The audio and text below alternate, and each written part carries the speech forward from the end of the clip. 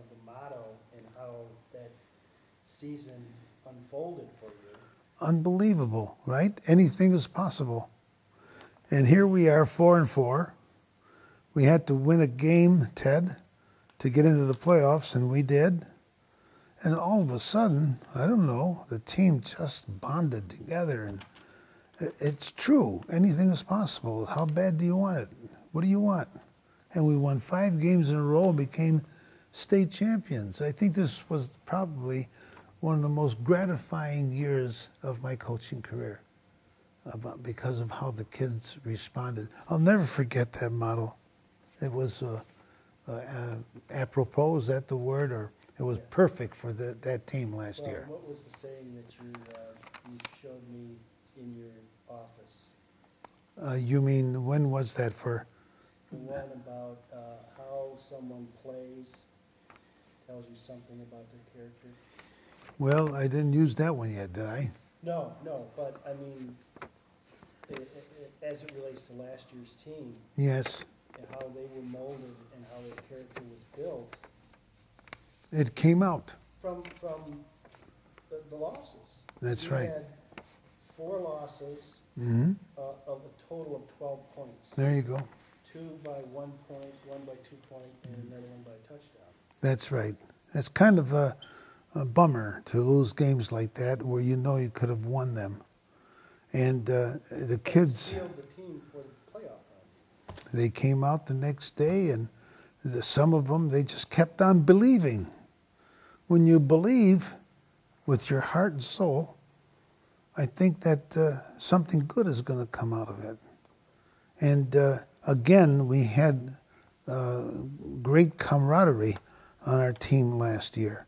And it was one of the most gratifying seasons I've ever had in my coaching career. Earlier I showed you a letter that you sent me the summer before the season, and I expect that you continue that practice of sending a personal letter to each one of your captains before the season. I sent them to everybody that's returning. So you were the captain, but I sent it to every single player that I had that's returning. You know, like next year, I got 48 to write next year. I'm going to spend the whole summer writing my letters. How has that helped bring the team together? I mean, that whole, it's almost like you can't communicate enough. There's no such thing as too much communication. You keep on doing the same thing over and over again. Ted, repetition is the mother of skill. I think that's a great thing to think about in life. If you keep doing things over and over and over again, you're going to get good at it. And that's a simple rule that we try to incorporate to our football team. Let's run the power play again. Let's run it again. Let's run it again. And you know, it's very easy to say, oh, you know, I can do it again. Well, let me see you do it again, and let me see you do it better than you did it before. Do things better than you've ever done them before. That's one of my models. My coach in high school gave me that model. His name was Art Carty. He was an All-American basketball player at Alma College. And I'll never forget him. He was one of the greatest leaders that, like you enjoyed being in high school. Well, I enjoyed being in high school because I had people like Art Carty who taught me life's lessons. And he was just a fantastic leader, and I used his motto, do it better than it's ever been done before. And I can't remember what year that was. I think it was 77. We won the state championship, undefeated. 1977 was my termite team. I didn't have anybody who got a scholarship on that team. They were all little guys, but man, did they have it. Oh, they were one of my favorites because they were little guys. My nose guard, Jimmy Aller, was 161 pounds, and he made All-State. I'll never forget it. Yeah. I laughed a little bit when you were talking about repetition because in my senior year we were playing De La Salle, and you talked about running the power dive. I remember that we had Casey Ryan at halfback, I was at fullback, and Cullen was at the other halfback. And you were literally yelling from the sidelines, "Run it again." It was called left half at 2 power. We pulled the right guard and the left guard. The right guard kicked out at the hole, and the opposite guard, he went up and blocked the first man he came to. And they all knew that it was coming. You couldn't stop You it. told them.